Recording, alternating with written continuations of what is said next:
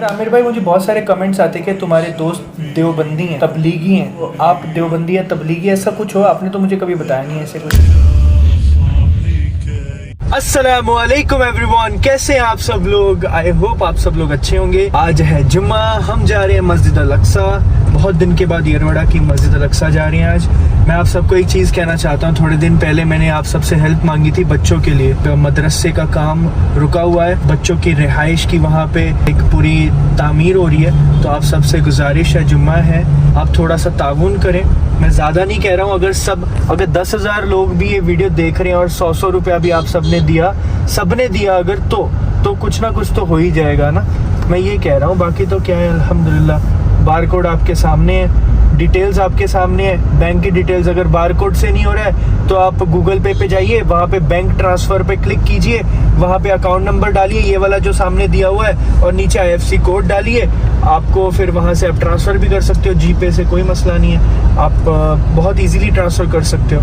तो आप करें, ताउन करें, मुझे भी अजर मिलेगा अगर आप ताउन करेंगे, और आपको भी मिलेगा, बिकॉज मेरे थ्रू आप वहाँ पे पैसे दोगे तो उसमें मेरा भी कुछ हिस्सा तो है ना। तो बस वही एक लालच है, और तो क्या लालच है, अल्हम्दुलिल्लाह। तुम्हारा परवरदिगार तो अल्लाह ही है, जिसने आसमान और जमीन 6 दिन में बनाए, फिर अर्श पर जलवा अफरोज हुआ। वही हर एक काम का इंतजाम करता है, कोई उसके पास उसकी इजाजत हासिल किए बगैर किसी की सिफारिश नहीं कर सकता। यही अल्लाह तुम्हारा परवरदिगार है, तो इसी की इबादत करो, भला तुम गौर क्यों नहीं करते? लो जी, आमिर भाई हमारे माशाल्लाह तिबारक अल्लाह।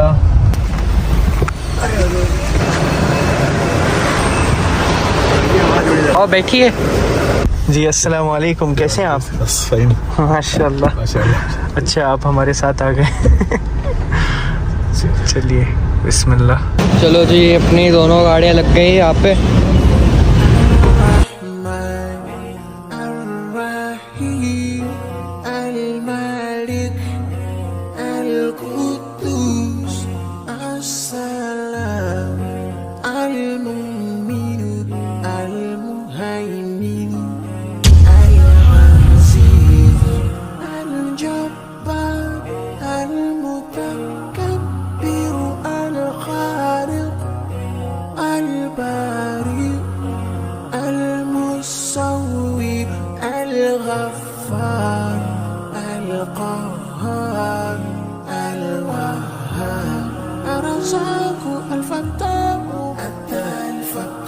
चलो जी, नमाज पढ़ ली हमने जुम्मा की।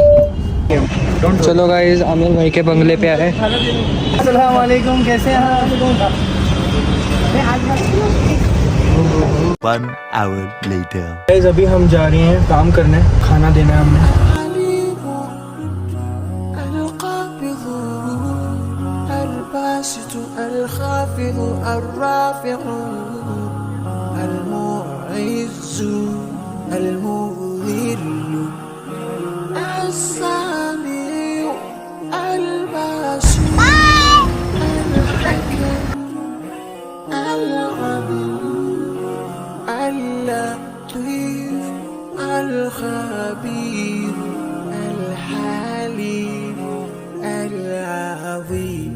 الغفور الشكور العلي الكبير الحفيظ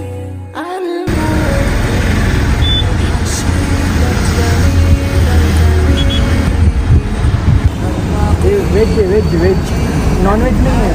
उनको लग रहा था ये नॉन वेज है, पर हम तो वेजिटेरियन ही लेके आते हैं। चलो कोई बात नहीं। यार आमिर भाई, मुझे बहुत सारे कमेंट्स आते कि तुम्हारे दोस्त देवबंदी हैं, तबलीगी हैं, तो आप देवबंदी या तबलीगी ऐसा कुछ हो? आपने तो मुझे कभी बताया नहीं ऐसे कुछ। सबसे पहली बात तो मेरे को समझ में नहीं आता इसके बारे में। देवबंदी, तबलीगी, सुन्नी, ये मेरे को आज तक समझ में नहीं आया क्या होता है। मतलब एक्चुअली सच में मुझे पता ही नहीं है कि क्या होता है, देवबंदी क्या होता है, तबलीगी क्या होता है, सुन्नी क्या होता है, सही में नहीं पता मुझे। अच्छा, क्योंकि ऐसा क्यों बोलते हैं, इवन हमारे जो फ्रेंड्स हैं, अब्दुल्ला भाई, रब्बानी भाई, या ज़ुबैर या फ़ान, तो कभी मेरी उनसे कभी इस चीज़ पे उन्होंने कभी हमसे बात भी नहीं किया ना, और ना ही हमने उनसे दोस्ती इस वजह से की है कि वो ये फ़िरके के हैं या हम ये फ़िरके के हैं। अभी आमिर भाई ने बोला कि इनको पता ही नहीं है हम एक दूसरे को मुसलमान कहते हैं क्योंकि अल्लाह ताला ने हमें मुसलमान कहा, तो हम मुसलमान हैं भाई। तो ऐसा कुछ नहीं है। अभी लोग बोल देंगे कि आप कौन से फ़िरके को फॉलो करते हो, आपको एक फ़िरका तो फॉलो करना ही चाहिए, नहीं तो आप फिर गुमराह हो जाओगे, ऐसा बोलते हैं। फ़िरके आए हैं वो आई थिंक 500 या 600 साल का पुराना रिकॉर्ड है उनका। हाँ 400-500 साल के बीच में, तब से कुछ ना कुछ नया ऐसे याद नहीं लगे। फिरके नहीं बोलेंगे उसको, बोलेंगे अपन एक मसलक बोलेंगे। मसलक, हाँ मसलक। बट मुझे एक बात लेकिन वो ऐसा करते हैं ना कि मसलक बोलेंगे लेकिन वो एक दूसरे के ऐसा दुश्मन टाइप्स बिहेव करते हैं भाई। वो एक दूसरे को काफिर कहते हैं, क्यों भाई? तो ऐसा जैसे मैंने सुना है कि जो देवबंदी अगर कोई है वो बरेलवी को काफिर कहता है, और जो अगर कोई बरेलवी है वो देवबंदी को काफिर कहता है, और सुन्नी शिया को काफिर कहता है, शिया सुन्नी को काफिर कहता है। तो ये गलत बात नहीं है, क्योंकि हमारे हजूर पाक सल्लल्लाहु अलैहि वसल्लम ने अपने आखिरी सेरेमनी में, आखिरी खुतबे में ये कहा था, हर एक मुसलमान दूसरे मुसलमान का भाई है। अगर तुम मुसलमान हो वो तुम्हारा भाई है, ना ही तुम उसके माल की तरफ नज़र डालोगे और ना ही तुम उसे किसी मतलब उसको नीचा नहीं दिखाओगे आप, मतलब उसका बुरा नहीं करना है। मुसलमान तुम्हारा भाई है। मेरा तो ये मानना है कि हम मुसलमान हैं और हम किसके फ़िरके को फॉलो करते हैं? मोहम्मद सल्लल्लाहु अलैहि वसल्लम के फ़िरके को फॉलो करते हैं, और ज़िंदगी भर उन्हीं के फ़िरके को फॉलो करेंगे। क्योंकि देखो आखिरी खुतबे में एक और चीज़ कही थी उन्होंने कि मैं तुम्हारे लिए कुरान और मेरी सुन्नत छोड़ के जा रहा हूँ, ये बोला था ना। अगर वो कोई फ़िरका आना होता या फिर पैदा होना होता या फिर कोई उलमा पैदा होने होते या फिर जो समझाने वाले पैदा होने होते तो वो बोल के जाते ना, कह के नहीं जाते। रसूलुल्लाह सल्लल्लाहु अलैहि वसल्लम को तो सब चीज़ें पता थी ना अल्लाह की तरफ से। ये मेरा एक मासूमाना सवाल है, बीइंग अ न्यू मुस्लिम, आप सबसे बीइंग अ न्यू मुस्लिम ये कह रहा हूँ, मैं कोई बहुत समझदार नहीं हूँ। मेरा ये सवाल है, मेरे दिमाग में घूमती है ये चीज़ें कि अगर किसी के भरोसे पे हमने बैठना होना था, क्योंकि अगर मैं आज कुरान पढ़ता हूँ तो मुझसे ये पूछा जाता है कि भाई तू कौन से फ़िरके की कुरान पढ़ रहा है और कौन से उलमा से पढ़ रहा है। कुरान तो एक ही है। और फिर बोलते हैं अकेले मत पढ़ो, गुमराह हो जाओगे, क्योंकि इसका तर्जुमा गलत किया हुआ है, ऐसे किया हुआ है। नहीं ऐसा नहीं है। ऐसे कुरान को पढ़ना, कुरान में अल्लाह ताला ने बार बार कहा है कि हमने समझने वालों के लिए आसान कर दिया, समझने वालों के लिए, जो समझना चाहता है कुरान को सही में तो उनके लिए आसान कर दिया है। जो नहीं समझना चाहता उनके लिए वो मुश्किल रहेगा, कभी वो खोलेगी भी नहीं और कभी वो सीखेगी नहीं। ये चीज़ ऐसे क्लियर है। और इसमें कुछ जगह पे ऐसा है ना कि कुरान में बहुत सारे ऐसे ना जैसे ग्रामर्स होते हैं अपने, कुरान के अंदर भी है, तो हमको उसको अच्छे से समझना है। मतलब कुछ डीप, बाकी जो चीज़ें मोटी मोटी चीज़ें आपको समझ आएगी, लेकिन जो डीप चीज़ें उसके अंदर है वो तुमको समझने के लिए उसको किसी को जिसको इल्म है, वो अरबी का अच्छा नॉलेज है, तो उसको लेके तुम बैठ सकते हो आप, तो समझा देगा आपको। लेकिन नॉर्मली जो हमारे रोज़मर्रा की ज़िंदगी में जो चीज़ें हैं, अगर आप कुरान में पढ़ोगे तो आपका लाइफ एकदम स्मूथ हो जाएगा और सब कुछ मतलब ईजी हो जाएगा। ऐसा तो आप पढ़ सकते हो अकेले बैठ के, ऐसा कुछ नहीं। मतलब मैं अगर किसी उलमा से भी पढ़ूँ, मुझे कोई उसमें वो नहीं है, मैं पढ़ना चाहता हूँ, क्योंकि हर एक सब्जेक्ट का टीचर होता है ना। तो अभी जैसे हमें इल्म नहीं है, हमें कुछ नहीं आता, तो मैं ये कह रहा हूँ कि अगर मैं किसी उलमा से पढ़ूँ तो उस उलमा पे लोग क्वेश्चन उठाते हैं, यार ये तो देवबंदी उलमा है, ये तो बरेलवी उलमा है, तुम इनसे क्यों पढ़ रहे हो, ये ऐसा क्यों बोलते हैं। मेरा ये कहना है, मैं उलमा के वो नहीं कह रहा हूँ, मैं वो नहीं कह रहा हूँ कि उलमा से तो पढ़ेंगे हम। जैसे अभी हम मस्जिद में जाते हैं तो मैं क्लास भी लगाने वाला था मुफ्ती सुल्तान के पास, आपने देखा। तो अभी मुझे नहीं पता वो कौन से फ़िरके से बिलोंग करते हैं या कौन सा मसलक फ़ॉलो करते हैं, आई डोंट नो। तो अभी उनके ऑपोजिट मसलक वाले बोलेंगे कि ये हैं, तुम इनका मत सुनो, ये गलत बोलेंगे। क्या है ये? अगर हम ऐसे करेंगे तो अभी जो फ़लस्तीन में जो चीज़ हो रही है अभी इस वक्त, Palestine is the beginning, it's not end हो गया कि भाई बहुत बड़ी चीज़ हो गई। फ़लस्तीन एक बिगिनिंग है, फ़लस्तीन पे दुश्मनों ने हमला किया, ये बिगिनिंग है। और अगर हम उससे लेसन अभी तक नहीं सीखेंगे तो आगे जाके बहुत सारे दुश्मन इस्लाम है जो डिवाइड एंड रूल करने वाले हैं, वो हमारे पीछे आएंगे और हमें और तोड़ देंगे, उससे भी ज़्यादा हमारे साथ होगा। और उससे अगर बचना है तो हमें एक ही चीज़ करनी है, हमें मुत्तहिद रहना है, सब मुसलमानों को एक साथ आना है, एक जगह पे एक साथ आना है। We have to be together because we are one उम्मा। एक कलमे पे रहना है बस। हाँ, बाकी की चीज़ें बाद में आई है। जिसने जैसा अपना स्टडी किया है, जो उसके बाद में लोगों ने अपने अपने तरीके से बोला। तो अभी कल एक किस्सा हो गया कि एक हमारे जानने वाले हैं, माशाल्लाह नमाजी है वगैरह सब। मैंने उनको फ़ोन किया, काम था, मैं कहाँ है, तो उन्होंने बोले फला जगह पे मैं हूँ। ठीक है, तो मैं फला जगह पे हूँ। तो मैंने बोला क्यों गए वहाँ पे तुम? दुआ मांगने के लिए, तो पैसा मांगने के लिए। मैं बोला यार भाई आप इतने मतलब दाढ़ी है, टोपी है और आप ऐसा वहाँ दुआ तो अल्लाह से मांगते हैं। तो वहाँ मतलब कोई वो बोले कि मैं गुनहगार बंदा हूँ, बोले मैं कैसे मांगता हूँ। मतलब ये शैतान तुमको बोलता है कि तू गुनहगार है, अल्लाह तेरे को माफ़ नहीं करेगा। तुम पहाड़ के, अल्लाह बोलता है कि तुम पहाड़ के मतलब आसमान तक भी इतने गुनाह तुम लेके आओ, बस एक बार माफ़ी मांग लो, बस माफ़ कर दो। बोले अल्लाह माफ़ी मांगा तुम, अल्लाह माफ़ कर देता। तो जो भी मांगना है आप अल्लाह से मांगो, वहाँ पे जाके क्यों मांग रहे हैं आप? तो मतलब वो बंदा वहाँ पे जाके किसी बुजुर्ग मतलब दरगाह मतलब कब्र पे जाके दरगाह पे, अच्छा, नाम नहीं लूँगा मैं, लेकिन तो काफ़ी दूर है यहाँ से वो, बहुत दूर है। तो वहाँ जाके वो मतलब ऐसा मांग रहे थे। मेरा ये मानना है कि ना कि अल्लाह के जो वली होते हैं, जो अल्लाह के बहुत करीब होते हैं, मतलब जो रात दिन अल्लाह को याद करते हैं, वो उन्होंने इस्लाम को फैलाया, लोगों तक अल्लाह का दीन पहुँचाया उन्होंने, ठीक है। तो उसको उनको देख के लोग मुतासिर हो गए, उनको देख के लोग, वो तो उनके साथ हो गया ना। अगर मैंने अल्लाह तक दीन पहुँचाया, मैंने लोगों को ये किया, मैं मशहूर हो गया, तो फिर वो मेरे साथ ही है। मैं ख़त्म हो जाऊँगा तो वो ख़त्म हो गया मेरे साथ में ही ख़त्म हो गया, हाँ। ठीक है।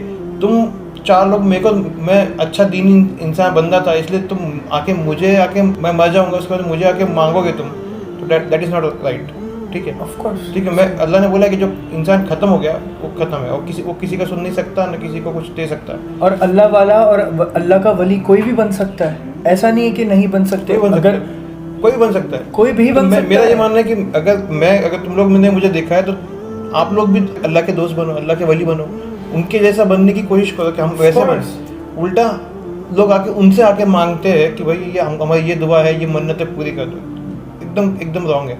आप उनके जैसे बनो, अल्लाह से इतना क्लोज हो जाओ। हमें उनके जैसा बनना चाहिए। बहुत बड़ा मुश्किल बात है कि अल्लाह से क्लोज होना, अल्लाह से दोस्ती लगाना, अल्लाह लगाना बहुत मुश्किल नहीं है, बहुत मुश्किल है। लेकिन हम लोग जिन्होंने करके जा चुके हैं तो उनको हम जाके मांगते हैं, वो सही नहीं है। सही बात है। अच्छा भाई, आपका एक और सवाल आपसे ये पूछना था मुझे कि आपका इसके बारे में क्या कहना है कि कपड़ों के बारे में? इसमें अभी तुम वहाँ से आ चुके हो ना, तुमने सब कुछ करके आ चुके हो, मतलब ये सब कुछ तुम पहले जब धर्म में तुम थे तो वहाँ पे तुमने सब कुछ किया ही होगा ना, दरगाह पे गए होंगे तुम, मंदिर में गए होंगे, हाँ सब जगह गए होगे तुमने, सब किया। तो तुम वहाँ से आ चुके, तो फिर तुमको वो चीज़ तुमको कैसा लगता है? मतलब वो चीज़ करना तुमको सही लगता है? बिल्कुल भी नहीं, मेरे को तो वो एग्जैक्ट सेम लगता है ना वो चीज़ जो मैं पहले करता था, क्योंकि मैंने इस्लाम क्यों कबूल किया? मैंने अल्लाह के लिए कबूल किया है ना। तो मेरे मामू लोगों की भी एक ये है, मतलब सच्चे मामू लोग हैं, वो भी दरगाह के कई ये है, मतलब देख रहे होंगे आपको देख करने वाले, तो वो भी ऐसे लोग आते हैं ना, तो बोलते अरे एक काम करो, तुम 5 किलो घी लेके आ जाओ, 10 किलो चावल लेके आ जाओ। वहाँ उनकी किराना दुकान वहीं पे होती है, हाँ ठीक है, नारियल लेके आ जाओ, सब मतलब जो अपना देखो, हर इंसान को परेशानी है, ठीक है, वो पैसे हर इंसान को परेशानी होती है किसी न किसी तरह से। हाँ। तो परेशानी का हल ढूंढने के लिए वहाँ कोई बोलता है वहाँ चले जाओ, कोई बोलता है वहाँ चले जाओ, तो कोई बोलता है वहाँ चले जाओ, ज़्यादा की ठोकरें खाता है, लेकिन उसको एकदम सीधा आसान तरीका उसको पता है कि अल्लाह के सामने हाथ अल्लाह से मांग ले तो वो सब में आसान तरीका है। और शैतान उसको वर्गलाता है। एक्चुअली वही मुश्किल वही है कि शैतान है ना, हमेशा ये कहता है कि अल्लाह तेरी दुआ नहीं कबूल कर रहा है, अल्लाह तेरी क्यों दुआ कबूल करेगा, तू तो पापी इंसान है, तो ये है, तो बहुत घटिया इंसान है, तेरी दुआ कबूल नहीं होगी। शैतान तंगस्ती का भी अपने खौफ दिलाता है, कुरान में अल्लाह ने कहा हाँ, है शैतान तुमको तंगस्ती का खौफ दिलाता है, मतलब वो बोलता है कि भाई अभी तेरा क्या होगा आगे, अभी तो खत्म है, अभी अगले साल कैसा जिएगा तू, सब कुछ मतलब डिप्रेशन में डाल चला जाता अपने, उसकी सुनी ना खत्म पे। तो तवक्कल तो अल्लाह, मतलब अल्लाह पे हम लोग तवक्कल अगर रखते हैं तो फिर ये होता है। तो वो क्या करते हैं, वो परेशान होकर बेचारे आते हैं, तो बोलते क्या तेरी परेशानी ये है ना, एक काम कर, तो वो लेके आ, वहाँ दुकान वहीं पे रहती है, वहाँ से सामान लेके आते हैं, ठीक है। बाबा खाने वाले क्या, बाबा नारियल पानी पीने वाले क्या, बाबा घी खाने वाले क्या, नहीं, वो वापस लेके वो किराना दुकान में वापस लेके जाता है, वो किराना वाला वो माल को 10 बार से बेचता है, वो गोल क्या बात कर रहे और बाकायदा उनके ड्यूटीज रहती, 4 महीने की ड्यूटी, 4 महीने तू, 4 महीने ये, 4 महीने में, 4 महीने वो, 4 महीने सीजन्स पे चलता है, फिर साल में एक बार जैसा उर्स होता है। इनसाइडर है तो ये वो फुल धंधा खराब कर रहे हैं आप लोगों का। भाई मैं भी दरगाह पे जाता था, अल्लाह का शुक्र है कि मैं मतलब इससे दूर हो गया, तो मैं भी जाया करता था, मतलब सही में, हाँ जाता था दरगाह पे मैं, और मतलब किस तरह, मतलब क्या करते थे आप वहाँ पे? वही जैसे बाकी लोग जा नहीं एग्जैक्टली क्या करते हैं मुझे जानना है एक्चुअली। बोला ना अरे सही में बोलना पता होना चाहिए।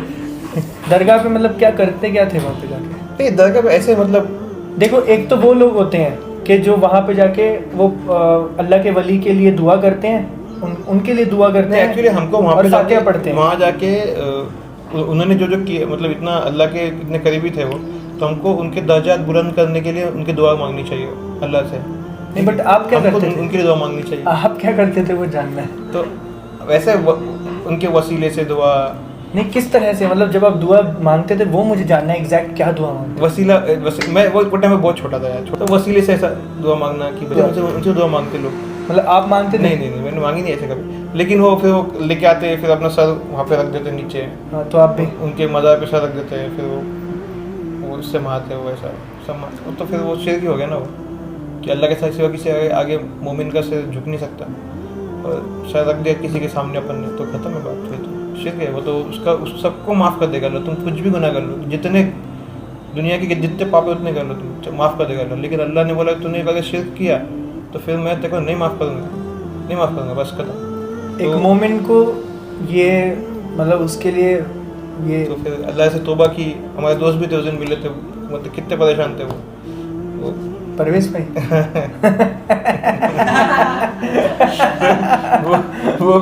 वो भी पहले जाते थे, बाद में घर वालों का आज भी समझाते हैं वो कि भाई मत जाया करो। तो लेकिन एक दो एक लोग है अपने इंडिया में ना वैसा वो उस टाइप का कल्चर इंडिया के अंदर है, इंडिया पाकिस्तान बांग्लादेश में वो कल्चर अपन देखते हुए आए है ना। तो सेम चीज़ यहाँ भी होती है, तो उसको हम लोग भी वो कहते हैं, हम लोग खुश करने के लिए खाना वहाँ ले आके दे देंगे, नारियल ले आके दे देंगे, फल ले आके दे देंगे, कुछ करके ले आके दे देंगे। तो फिर वो मतलब उनको जाता नहीं ना, उन तक पहुँचता भी नहीं है ना। सही बात है। जब हम कुर्बानी करेंगे तो अल्लाह बोलता है कुर्बानी में ना तुम्हारा ना उसका गोश्त मुझ तक पहुँचता है, उसका खून मुझ तक पहुँचता है। सिर्फ आप अपनी नीयत अल्लाह तक पहुँचती है कि अपनी नीयत क्या होती है। बस मैं तो ये कहना चाहता हूँ कि जितने भी लोग हैं, जो भी उनकी मान्यता है, जो भी वो मानते हैं, हम उन्हें गलत नहीं कह रहे, ठीक है, ना ही हम उन पे कोई तनकीद कर रहे हैं, वो उनकी अपनी मर्जी है। किसी को नहीं बोल रहे हम लोग, लेकिन अगर कन्विंस करना चाहते हो हम आ जाओ, कोई भी कन्विंस कर दो हमको, हम कन्विंस होने के लिए तैयार है। अगर ये सही में अगर वो कर रहे हो सही है तो बताओ, हमको कन्विंस भी कर सकते हो। और पर हम भी अगर आपको कन्विंस कर दें तो फिर आपको भी हमारी बात माननी पड़ेगी, है कि नहीं। देखो मैं ये मानता हूँ कि हमें हर एक इंसान की रिस्पेक्ट करनी चाहिए, चाहे वो जो मर्जी कर रहा है। अगर कोई मुसलमान है, वो सामने वाला अगर मुसलमान अपने है कलमा गो, तो मेरा भाई है।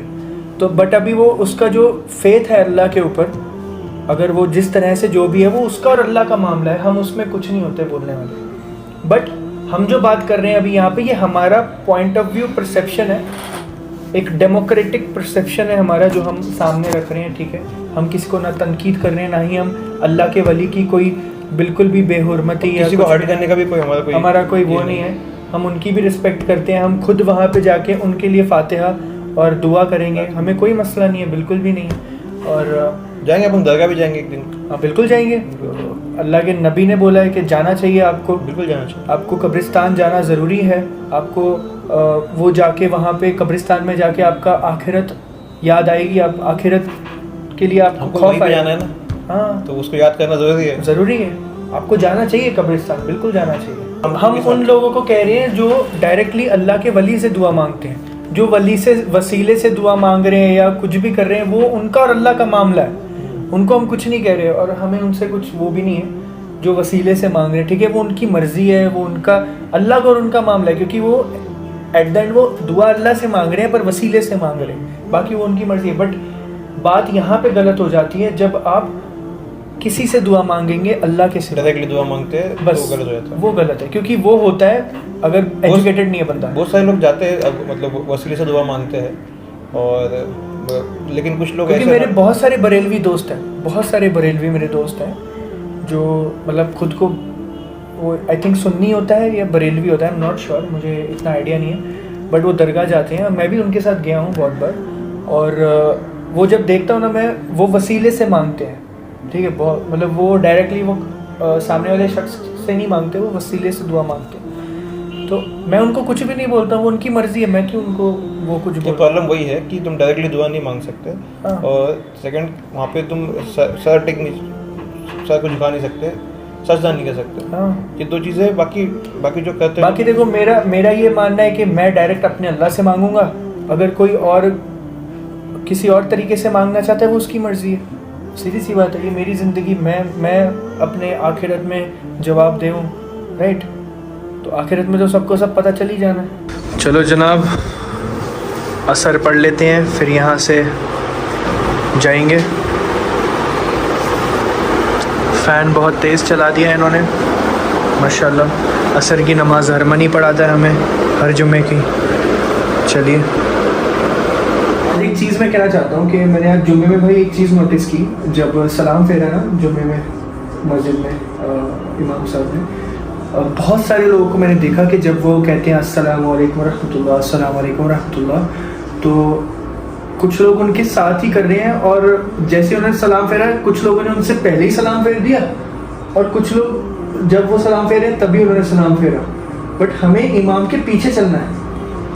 ये चीज़ मैंने सीखी है मस्जिदुल नबवी में, मस्जिदुल हरम में, मतलब वहाँ पे मैंने सीखा है कि जब आप इमाम के पीछे नमाज पढ़ रहे हो, तो जब इमाम करे, मतलब जब इमाम सलाम फेरे अस्सलामु अलैकुम रहमतुल्लाह, अस्सलामु अलैकुम रहमतुल्लाह, फिर आपको स्टार्ट करना है अस्सलामु अलैकुम रहमतुल्लाह, अस्सलामु अलैकुम रहमतुल्लाह। ये बहुत ज़्यादा इंपॉर्टेंट है, आपको उनके पीछे पढ़ना है। ये आप एक बार सलाम, ये वाला राइट वाला सलाम कर दिया, देन फिर तो उसके बाद हम लोग कर सकते हैं लेफ्ट में अस्सलाम वालेकुम, हाँ, लेफ्ट में बोलने लगे। क्योंकि पर कैसा होता है ना, कभी-कभी अपन वो बहुत कभी-कभी सामने जो होते हैं इमाम साहब बहुत स्लो होते हैं, वो उन्होंने करा राइट वाला, फिर जब वो लेफ्ट वाले में जाते हैं अपन राइट वाले में जाते हैं, तो अपना जल्दी हो जाता है, फिर अपन वेट कर रहे होते हैं कब वो सलाम फेरे इधर आके। तो द बेटर इज कि जब वो दोनों सलाम फेरते हैं तभी आप कर लो, वो भी बेस्ट है, और वही सही चीज़ है आई थिंक, क्योंकि मैंने ये बहुत सारी जगह पे देखा भी है। और एक और चीज़, जब आप रफ़ल यदैन करते हो स्टार्टिंग में, अल्लाह अकबर हाथ उठा के, हर एक इंसान रफ़ल यदैन करता है। कुछ लोग पूरी नमाज में करते हैं, कुछ लोग सबसे पहले करते हैं, बट हर बंदा रफ़ल यदैन करता ही है। तो जब रफ़ल यदैन करते हो आप स्टार्टिंग में अल्लाह अकबर तब बांधते हो, अल्लाह अकबर स्टार्टिंग में कहते हो, तो आपको ज़ुबान से थोड़ा सा ज़ोर से कहना पड़ता है, ज़ुबान से थोड़ा ज़ोर से अल्लाह अकबर ऐसे। कुछ लोग अपनी दिल में बोलते हैं, वो नहीं चलता है, आपको थोड़ा सा ज़ोर से बोलना चाहिए। दिस इज़ माई रिक्वेस्ट, ठीक है? थोड़ा खुद को सुनाई दे, हाँ, खुद को सुनाई दे, इतना हो बस, सामने वाले को वो नहीं, बट खुद को सुनाई देना चाहिए, इतना आपको बोलना है, ठीक है जी? अस्सलामु अलैकुम। मिलते हैं भाई, इंशाल्लाह। भाई के साथ बकरे लेने जाने का अपने को, बकरे लेने जाएंगे भाई के साथ, भाई के भी लेने हैं, मेरे भी लेने, चलो लेंगे इंशाल्लाह। चले भाई, ओके जी, ओके बाय, गुड नाइट।